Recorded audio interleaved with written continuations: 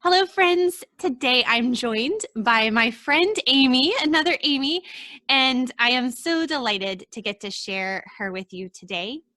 Aimee Otto is married to her high school sweetheart, Nick, and together they homeschool their two children, ages 7 and 9. Aimee is passionate about encouraging other parents on their homeschool journey and helping them find the path that is right for their family through her work at the Homeschool Compass. Aimee, thank you for joining us today. Yes, thank you so much for having me, Aimee. You are someone that I have looked up to and admired in the homeschool space for a long time, so it is such a treat to get to talk to you. Oh, thank you. Well, I'm looking forward to our conversation today. And if we could start, just tell us a little bit about your family and how you guys came to start homeschooling. Sure.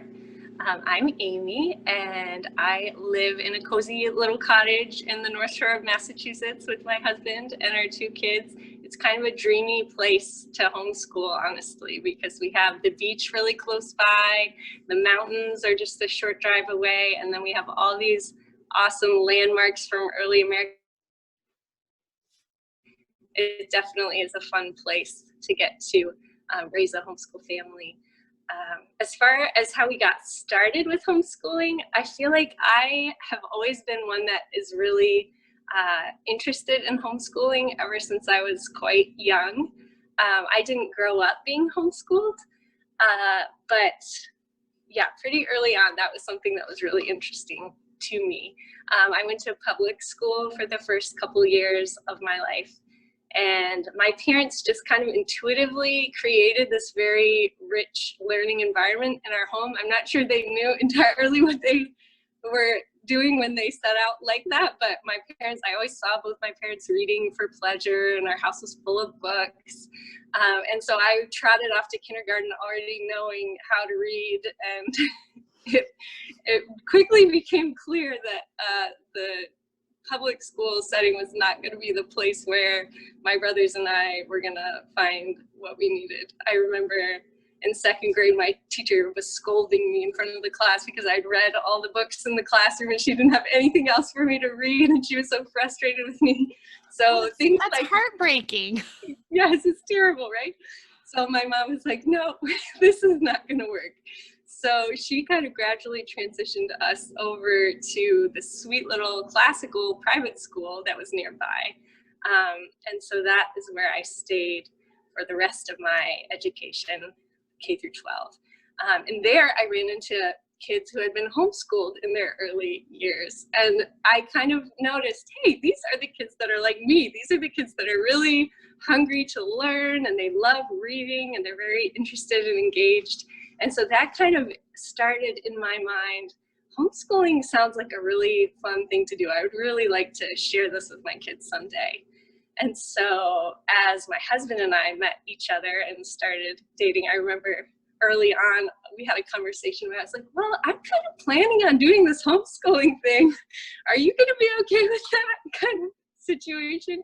And he was very on board. He wasn't thrilled with his education in the public school either. So he was totally open to that way of doing things.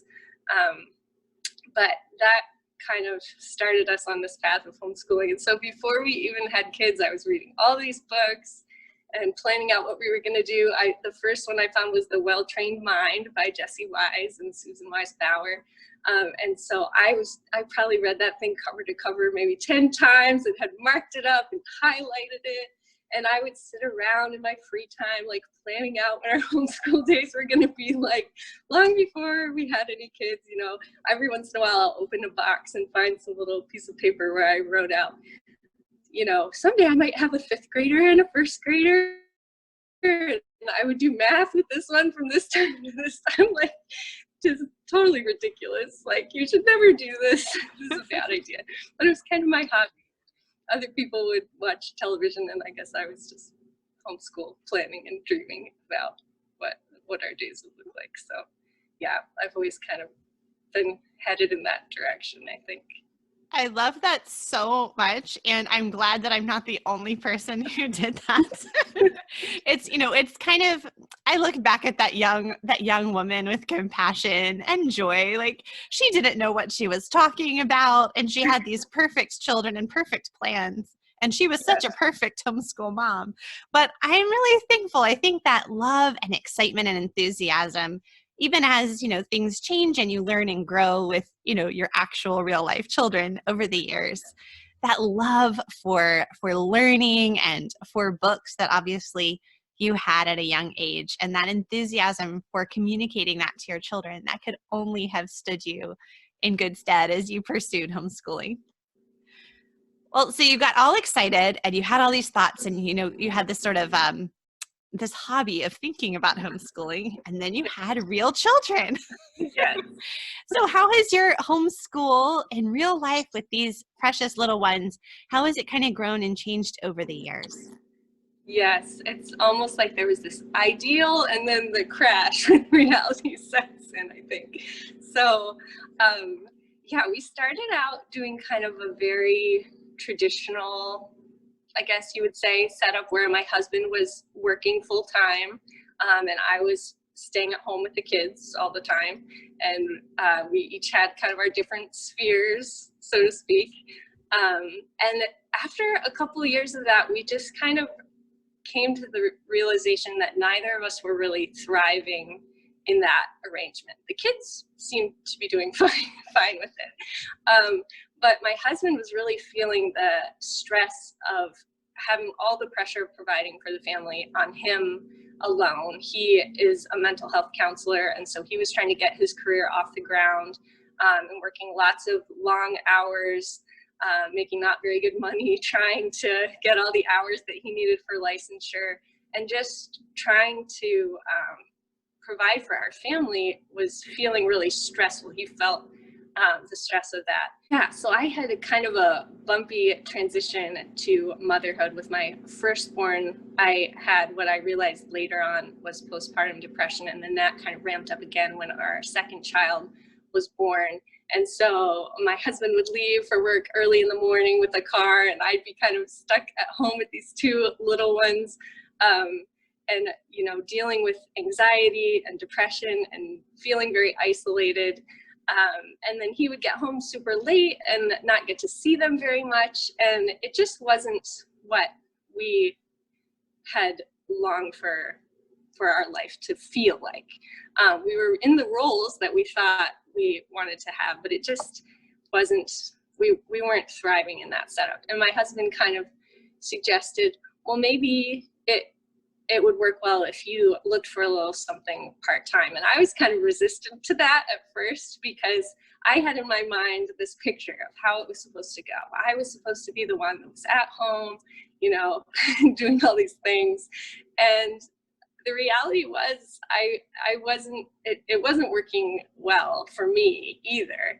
But I was holding so tightly to this idea of what I thought I wanted God to do in our family. And so I kind of really had to release that. And I started just working a little tiny bit at night, a couple hours, and found out I really loved the work that I was doing. And God provided me with this wonderful job where I got to help other homeschool families. So it was something that I was super excited about, but also had that time kind of away outside the home, which was really nice. And we were able to kind of gradually come to a place where we were dividing things more half and half. So now we have a more balanced setup where we're kind of both sharing in the providing for our family, and we're both getting to invest in the homeschooling side with our kids. And it's been a little bit more of a balanced setup for our family. I love that you were able to find what was going to work best for your family, because sometimes we can hold on to these ideas that we have in our head of the way it should work. And that may work for other families, but each individual family is going to have to kind of figure out what their homeschool and what their family life, is going to really need to be for them as an individual. And I think that's really important. And also to model for our kids having having other interests is a good thing, whether it's work or a project or a hobby or service, like no matter what it is, it's good for our children to see us as moms, that we're full human beings as well, I think.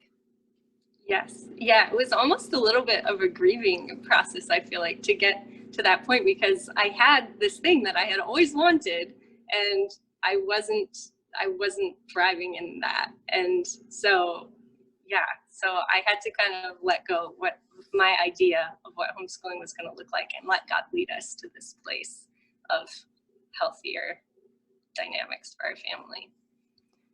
Well, Aimee, what are some of your favorite parts of homeschooling? Yeah, I would say I love being there when my kids kind of have that spark of discovery, or when they figure out how to read or how to solve some kind of math problem and everything just clicks for them, and you see their eyes light up. I love being able to be a part of that and to be there when that happens. I love that my kids get to spend so much time with their dad. I feel like that is a really, really big benefit of the way we've ended up doing things. He really is pouring into them for a huge chunk of the day, and I think that's going to be a big benefit to them, especially as they continue to get older. But yeah, we just love being able to set things up so that we're together more. I can't imagine sending them off to be with someone that I've never met or never seen for such a big chunk of the day. But knowing that we get to be the ones to pour into them is really, really satisfying and fulfilling. Yeah, definitely. Well, how about some of the challenges of homeschooling? Is there anything that's been a little bit harder, and how have you sought to overcome some of those challenges?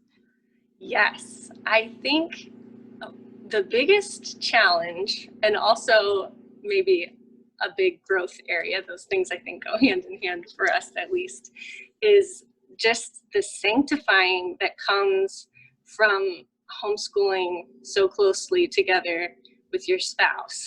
I think homeschooling can be a really sanctifying thing that God uses to bring us to greater holiness, and marriage is definitely a sanctifying thing. And I feel like when you put those two things together, it's almost like this crucible of like, you can really be refined in that. But it's not always easy. We're bumping up against each other all the time, and God is rubbing those rough edges off. I feel like a lot of times people, when they hear that we homeschool together in this way, that it's not what most people think of when they think of homeschooling, I think they often say, oh, I could never do that, or you must have such an amazing marriage to be able to make that work. And I want to be like, no, nothing could be further from the truth. Like, we should not be elevated as the poster children of what a good marriage is like, because we have struggled, we've struggled a lot. We've been through lots of painful seasons in our marriage. We got married really young, and we both came into the relationship with a lot of unprocessed trauma from childhood that we hadn't dealt with. We came with some really not great communication patterns from our families of origin, and so we've had to work hard to get to a place where we can do this. And I feel like for me especially, it's been very humbling doing this with my husband, especially because I can be very opinionated, and I can think, I know the way that this should be done, and I have a lot of ideas about how this ought to go. And yeah, the Holy Spirit is constantly reminding me, my husband has perfectly good ideas about how this should be done too. And just because I have my ideas doesn't mean that that's necessarily the right way to go. And there's times where we bump up against each other in the middle of the homeschool day, and we have to stop everything and just kind of pause and, send the kids off and sit and talk to one another and work through what has happened and deal with any resentments that are coming up and come to a place of repentance where we can get back on the same page. And that's not always fun work to do, but it is good work and it's important work. And so I feel like that's been one of the biggest challenges, but we just keep coming back. I feel like I keep coming back to this place with the Lord, almost just like Jacob wrestling with God, kind of like, I will not let you go until you fix this in our marriage. Like we want to see your healing, and we want to see your Holy Spirit work, and we want to see, we want to chart a new path for our family and give a new legacy of faithfulness to our children. And so just continually bringing that before the Lord, and continually being willing to let the Holy Spirit speak into our relationship. But yeah, it's challenging at times for sure. I think that's going to be so encouraging for other moms and dads to hear, because I think there can be this false idea that it's the naturally patient ones who homeschool, or the naturally just sweet and kind and gentle souls who are these perfect homeschool moms or perfect homeschool dads. And we just have these idealized, families with no sin. And that's not true. In fact, as a homeschool family, like you were saying, you're always with each other. So your sin, not only are you just as sinful as everybody else, but it's like always right in your face. And you're putting yours right in everybody else's face. And so just because it's challenging and hard, and you're having to work through those relationship challenges with your spouse or with your children, it doesn't mean you're doing something wrong in your homeschool. It could actually be God's good work to show you those places that need to be changed and grown. And then I loved that encouragement you said at the end, holding on to God and to his promises. I often think of the verse where it says that God cannot deny himself. Because if I had my hope in like my own ability to fix things, that would be a pretty bad hope. But to know that I can say, these are the promises of God. This is who God is himself and his character. And I can cling to that, and that does not change. That gives so much hope and peace for my family in general, and especially in our homeschool adventure. Yes.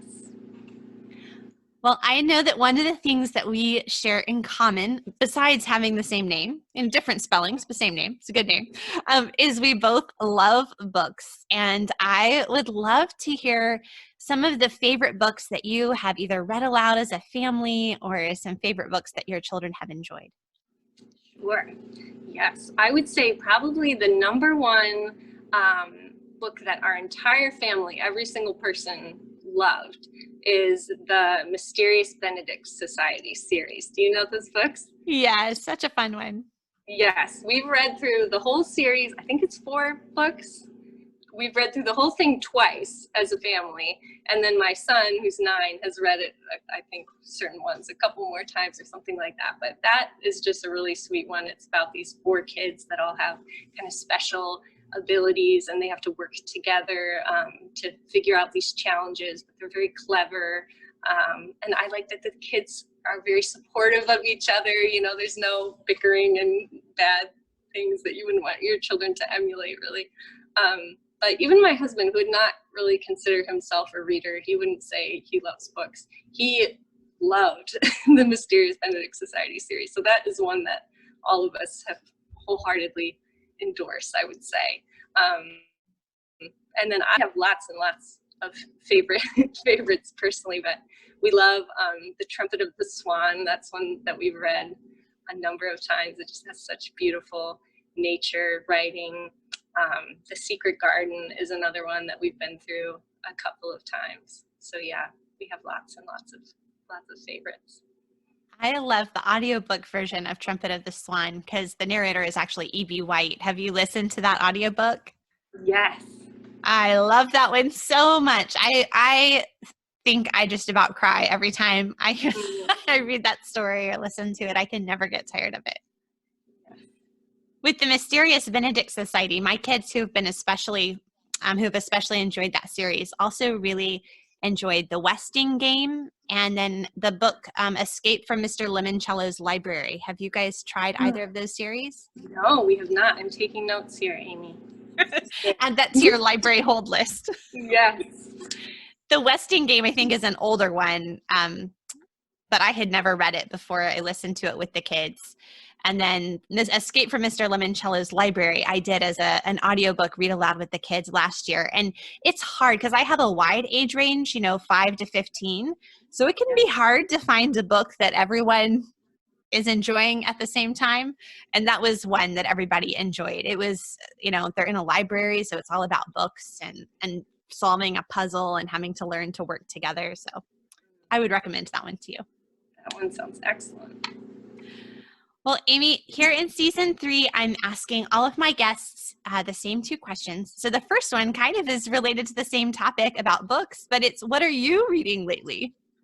Yes, so many things, Aimee. If you were to follow me on Goodreads, you would see my currently reading shelf has probably like 20 books. I have kind of a different stacks that I pull from at different times of the day. So I have a stack on my nightside table that's all kind of devotional books, and I pick one of those to read usually in the morning before I get too far into the day. So I've been reading Mitten Strings for God, it's called, by Katrina Kennison, I think her name is. And so I usually reread that one at least once a year, but it's very cozy, and it's all about kind of being present in the season of motherhood that you're in, and appreciating the joys and the hard things. So that is a favorite that I keep coming back to. And then I have another stack that's kind of more challenging reads, ones that I need to be a little more intellectually engaged with, that I pull from usually in the afternoon. Like if the kids go off to do their screen time, I'll try to have a few minutes to get through a chapter. So I've been reading Stamped from the Beginning by Ibram X. Kendi in the afternoons, and that's kind of a history. It's a big, thick book, so it's taking me forever to get through it, just a little bite at a time. But it's about the history of racism in America, and so that's been a really challenging, but really informative book to read.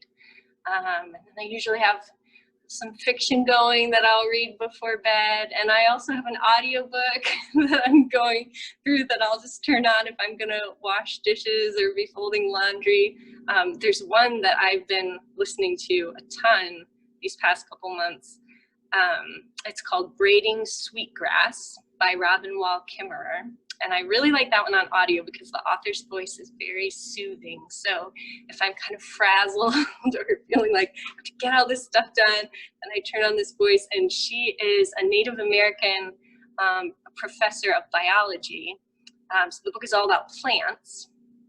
And so I'm learning all these interesting things about the natural world, but it also has kind of Native American wisdom and some of her own story woven into it. So anytime I turn that on, and it's just very much about stillness and sustainability, and I kind of feel myself calming down a little bit. So that's an audiobook that I keep coming back to as well. Oh, those are some fantastic sounding ones. Every time I have one of these conversations, I always end up adding more books to my library hold list. Yes. I'll just see if any of those are here locally. Well, my final question is, what would you say to that homeschool mama whose day just seems to be going all wrong? Yes. Yeah. I mean, there's so many different ways you can go depending on what's going on. I would say one of my probably default things to try is to just bundle everybody up and go outside for a little fresh air. That's probably my go-to strategy for when the day is going off the rails. And inevitably, it takes us a while to find all our hats and gloves and coats, and nobody really wants to, and everybody's grumbling. But if we just get out the door, it seems like walking around a little bit in the fresh air kind of helps everybody's mood to settle somewhat. So that's something that we turn to a lot. We've also, I also rely pretty heavily on, just if I have a particular child that's having a hard time, asking them what's making this hard for you, or what would make this easier right now, and just trying to collaborate with them, because often they have ideas that I wouldn't have thought of. Sometimes they'll say, well, if we never had to do math again, that would fix everything, or something like that, which is not what we're going to do. But sometimes they have really, really helpful, insightful ideas about why it's hard for them. So my little second grader is working through her math facts right now, and she has this page of math facts she's supposed to do every day. And we kind of hit this phase where every day when it was time to do this page of math facts, she was crying and it's too hard, I can't do it, And I mean, we have at times we'll just kind of set that aspect aside for a little while and then come back to it. But in this particular thing, I said, okay, what would make this easier? What's really making this so hard? She said, it's just too many problems. It's too many problems.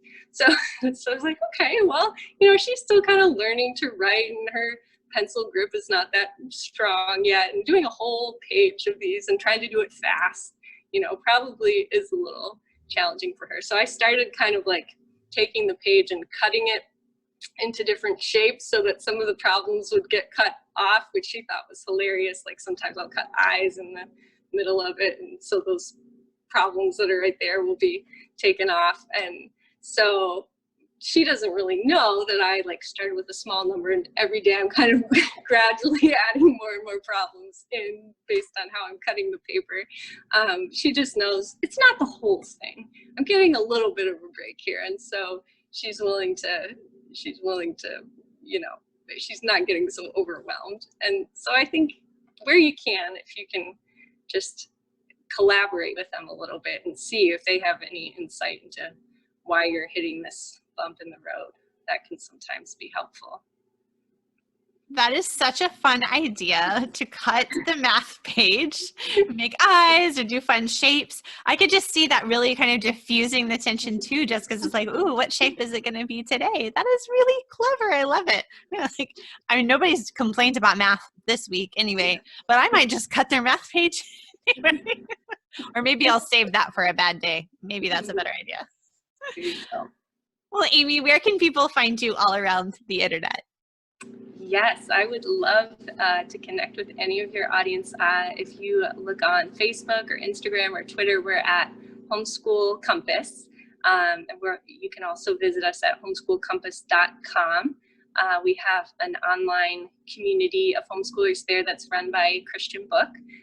And so we have different people that are contributing, some who their kids are grown and they're kind of looking back on their homeschool years, which is always really nice to get the wisdom of those who've gone before, but also those of us who are kind of in the trenches with little guys and everywhere in between. So yeah, Homeschool Compass on Instagram or Facebook. We love connecting with new homeschoolers.